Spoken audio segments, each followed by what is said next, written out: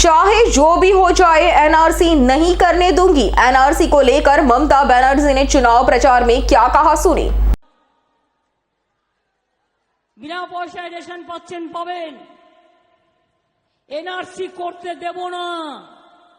আসামে 19 লক্ষ হিন্দু বাঙালিকে বাদ দিয়েছিলেন, মুসলিমদের তো দিচ্ছেনই, ওদের তো কন্টিনিউয়াস গালাগালি দেন। হিন্দু বাঙালিদেরও বাদ দিয়েছিলেন। এতই যদি হিন্দু হিন্দু করেন তো হিন্দু বাঙালিদের বাদ দিলেন কি করে?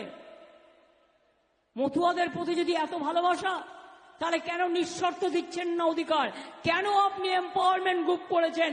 কেন বলছেন ফর্ম ফিল আপ করে বাবা মায়ের সার্টিফিকেট বাংলাদেশ থেকে নিয়ে এসো?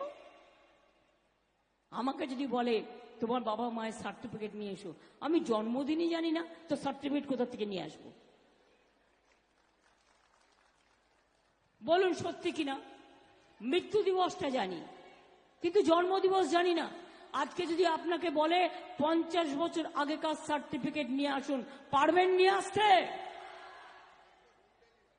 আপনাদের একটা কাজ করুন, আপনাদের যিনি বিজেপির প্রার্থী হয়েছে তাকে বলুন তুমি প্রথমে অ্যাপ্লাই করো।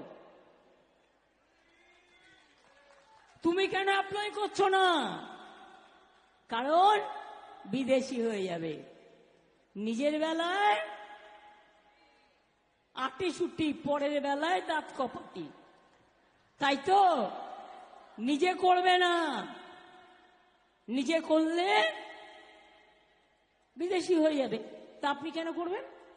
কেউ জমা করেনি, দুজন বাইরের লোককে নিয়ে এসে সারা ভারতবর্ষে জমা করেছে।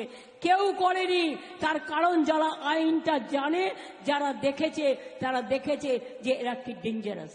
અમારી તમામ માહિતીથી અપડેટ રહેવા માટે જોડાયેલા રહો S9 ન્યૂઝ સાથે।